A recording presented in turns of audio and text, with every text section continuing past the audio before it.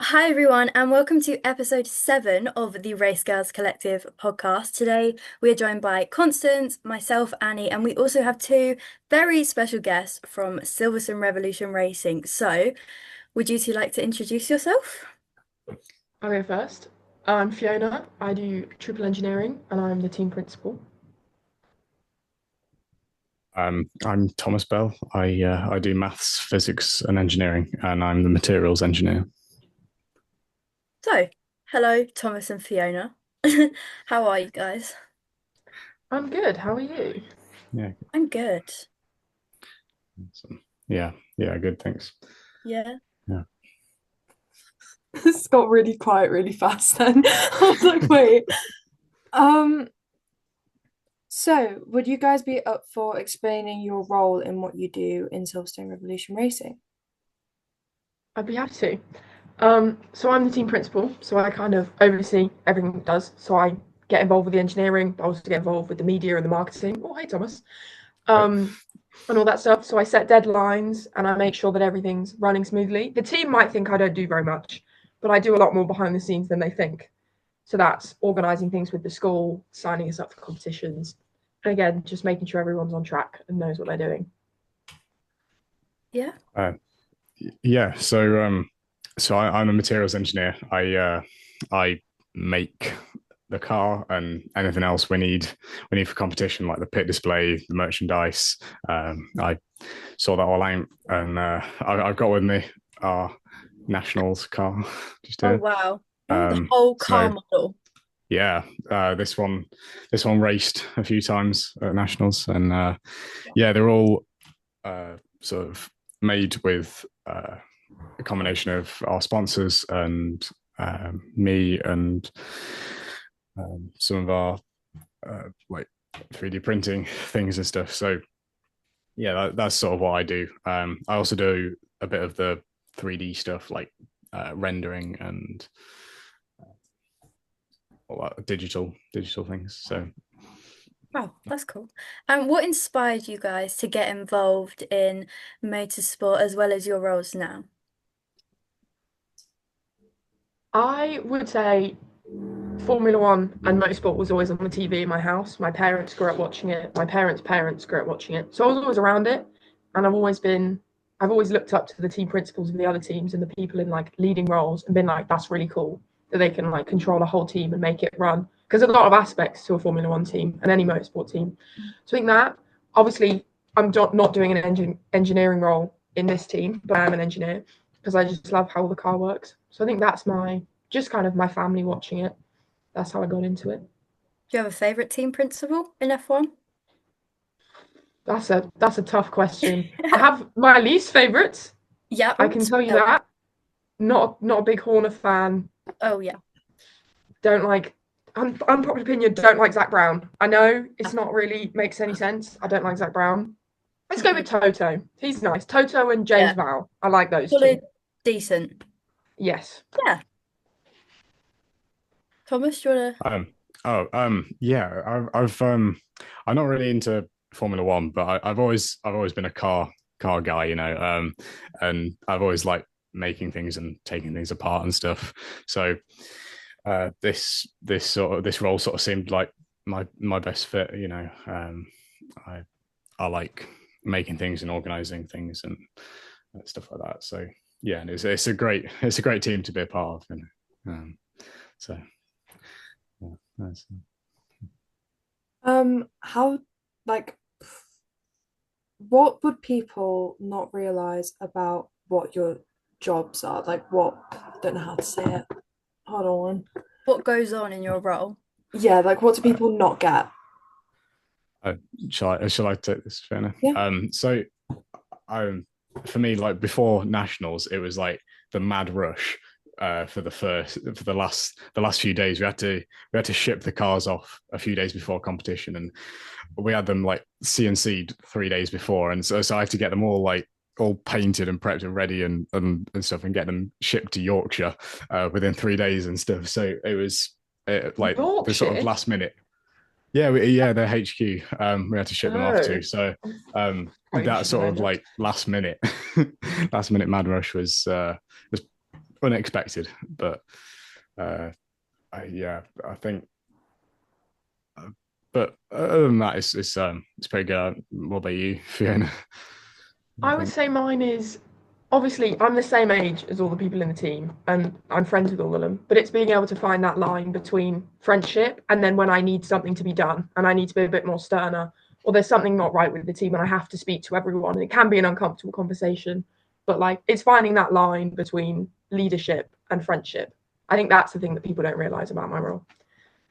Yeah. And are you guys all like good friends or? I would say so. We have Yeah. there's obviously groups in the team that are closer friends with each other.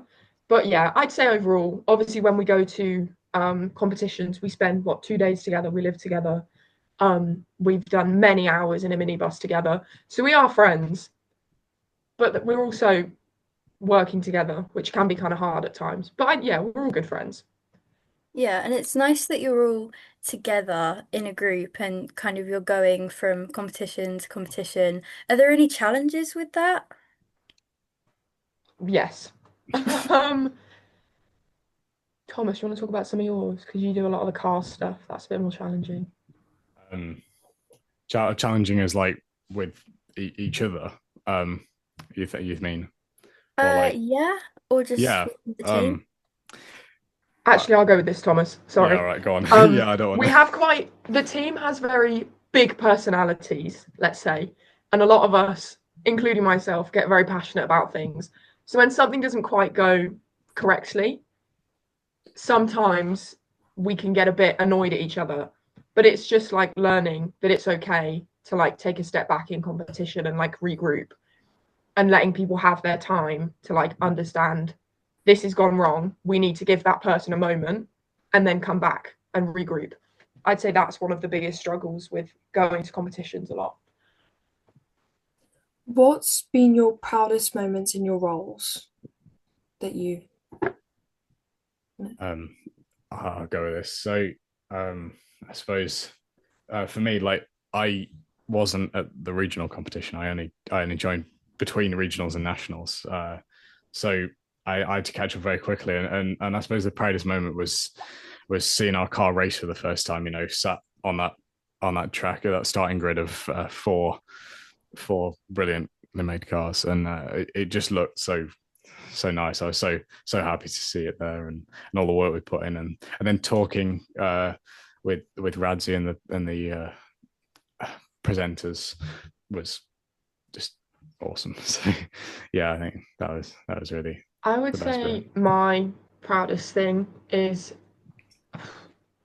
I wouldn't say it's something I done, but I find pride in watching the people in the team do their thing. So when Amy got the sponsorship, sorry, the media and marketing manager got the sponsorship from Silverstone Circuit, I was so proud of her for that. And then when our graphic designer won Best Pit Display at Nationals, I was so proud of that. And then when you see the car have a good run, you're proud of the two people that made it.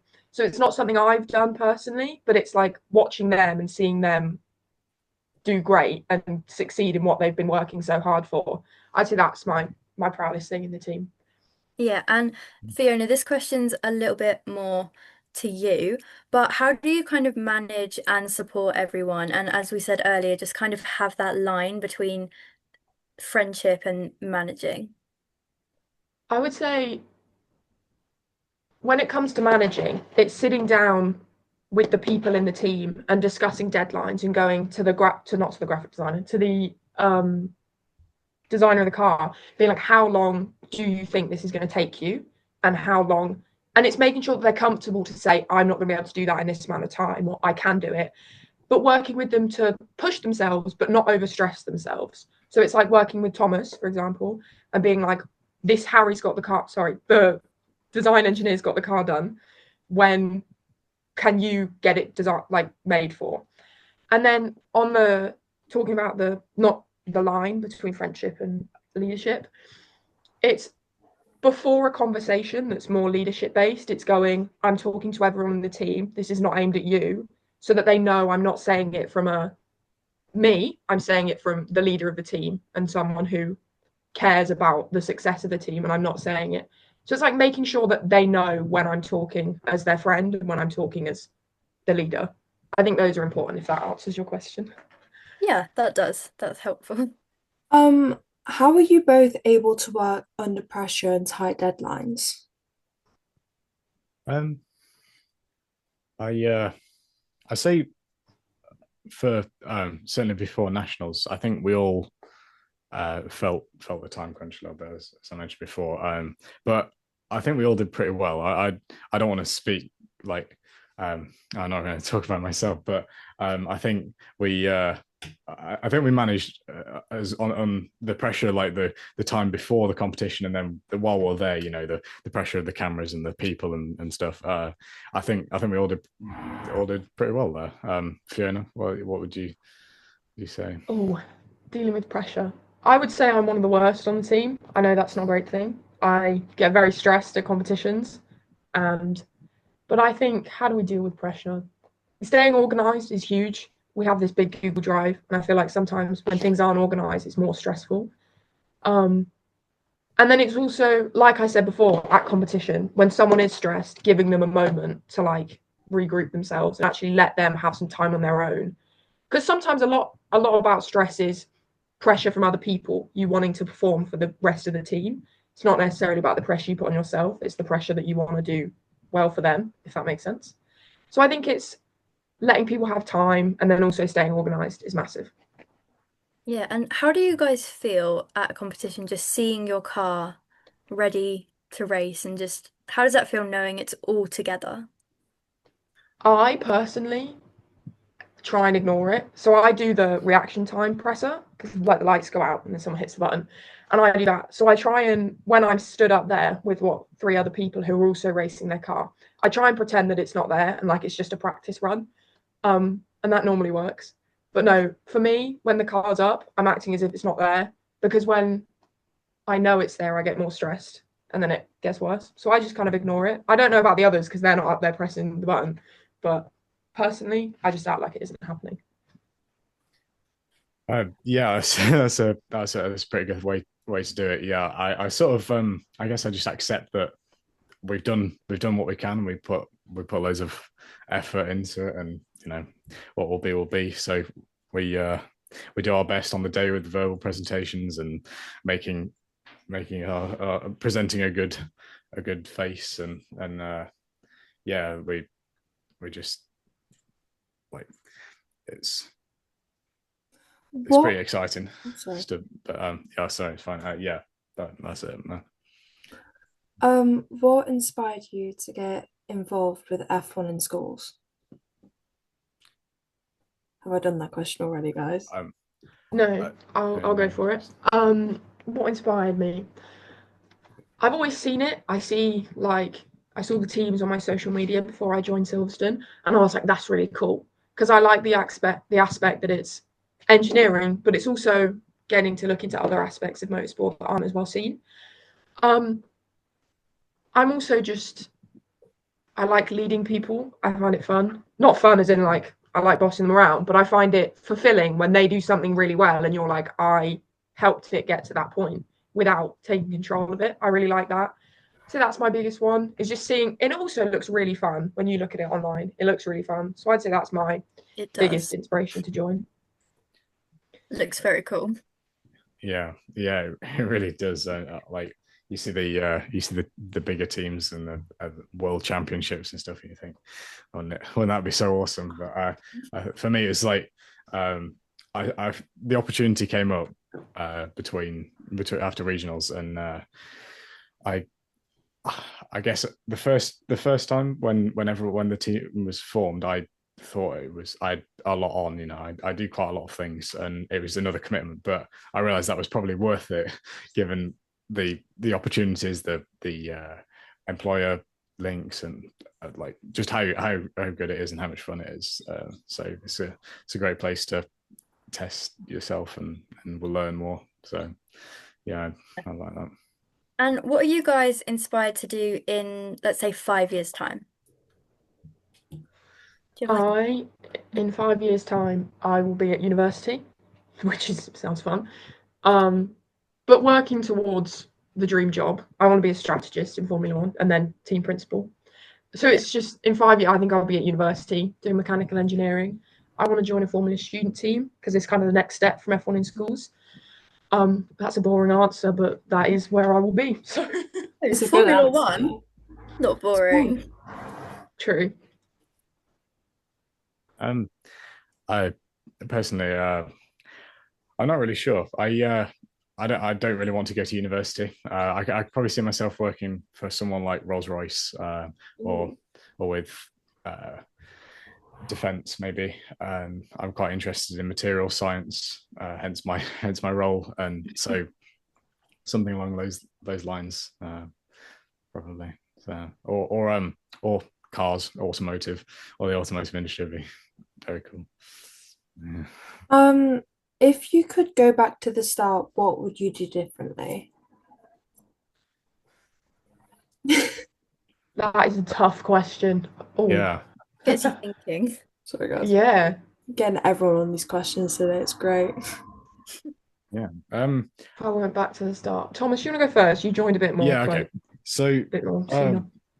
Pass on the question. I think it's easy to say, like, we've come so far, we've learned so much every competition. You know, we've changed our brand identity multiple times slowly without really being obvious. And if we could start over, then we'd start with the best. You know, what we have at the moment, and I would probably be looking at things like improving our designs and iterations for the cars, and our testing, sorting out more testing, and more car designs, more of everything really, and maybe slightly more organized with our online things and our management of files and all the boring stuff, just to run a bit more efficiently, I guess, that we're getting towards now,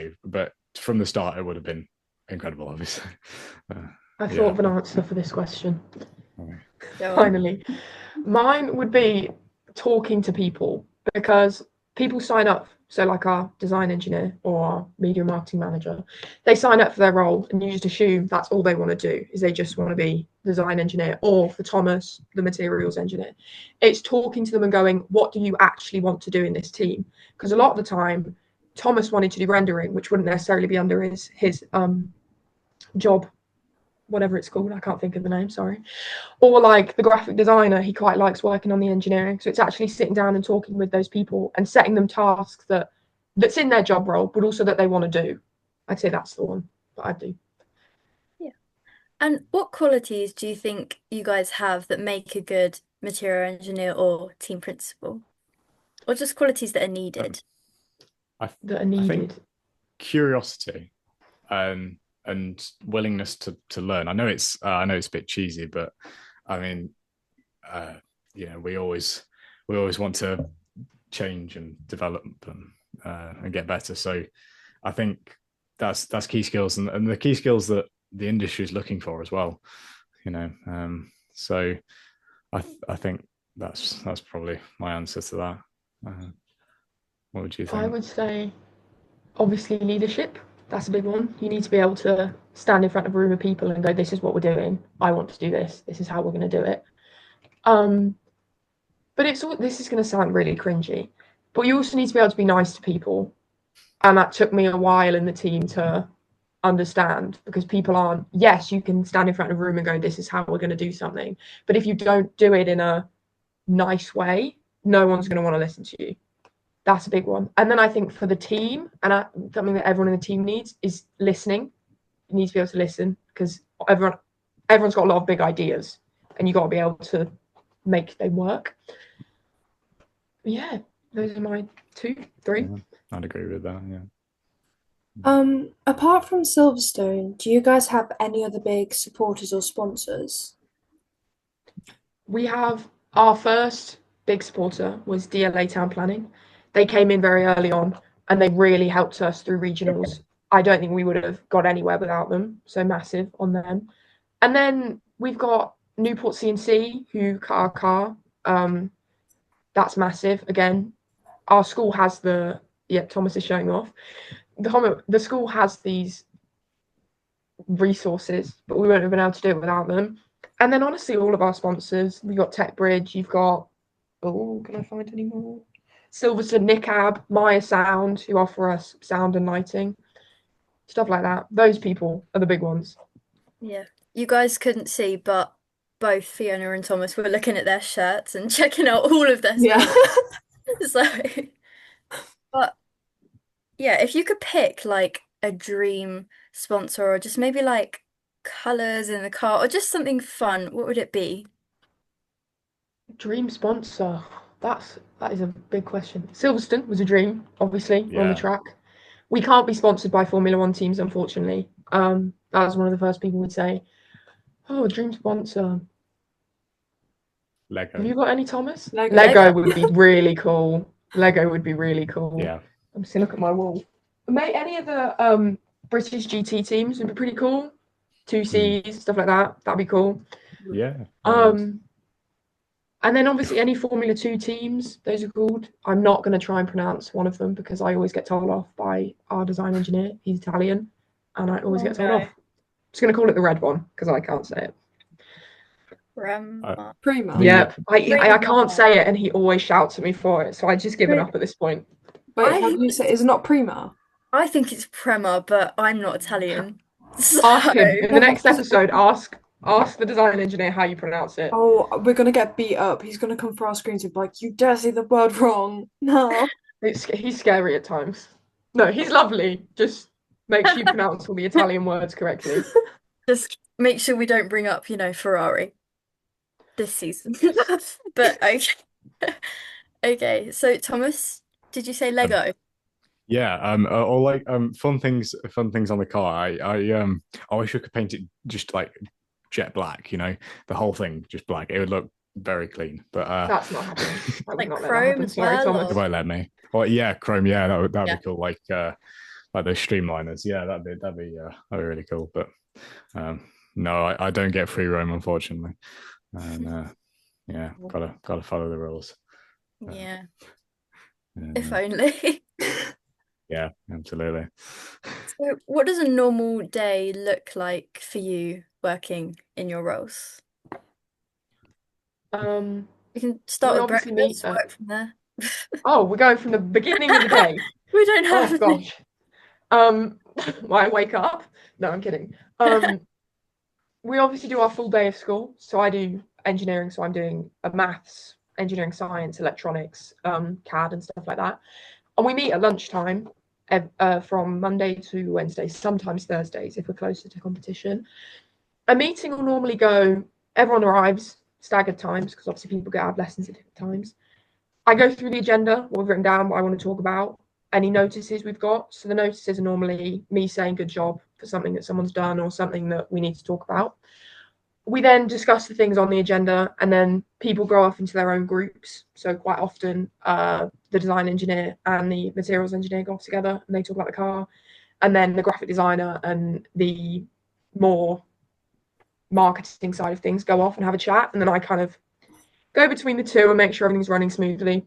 That's what the meetings look like in my opinion, but Thomas might have another idea. We also record TikToks. Yes, we record a lot. There's a great one coming out tonight and I'm very excited. Oh, is it tonight? Oh no. Yeah. Keep an eye out, guys. It's really fun. Thomas, are you a TikTok person? Not really. No. Can't say I am. Thomas on that.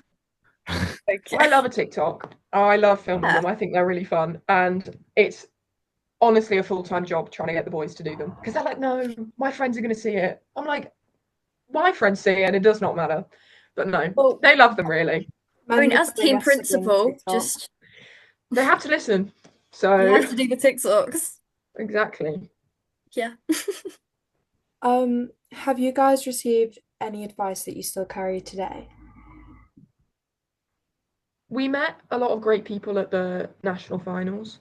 We spoke to them and we carry those ideas forward. A lot of them just say don't fall out with each other, because as soon as you start falling out with each other, it gets really tough. We spoke to a couple of teams that went to Worlds a few years ago, and their biggest thing was don't fall out, because now these people in this team don't speak to each other anymore because they spent so much time together. So it's just being able to like make sure that doesn't happen. And then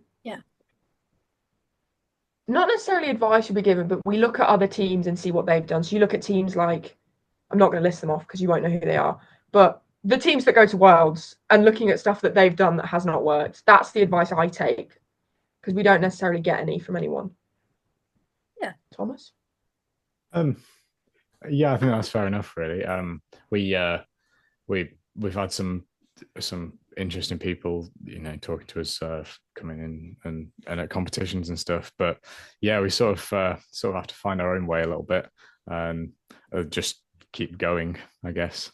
It's probably the thing, like Fiona said, don't fall out, don't like I don't know, yeah, be friendly, be normal, be professional, and yeah, we'll get there. Yeah. Yeah. So we've got, don't fall out. But do you have any advice for anyone listening right now who maybe does want to do F1 in schools or just some sort of motorsport, automotive related future? Stay Go for it. organised.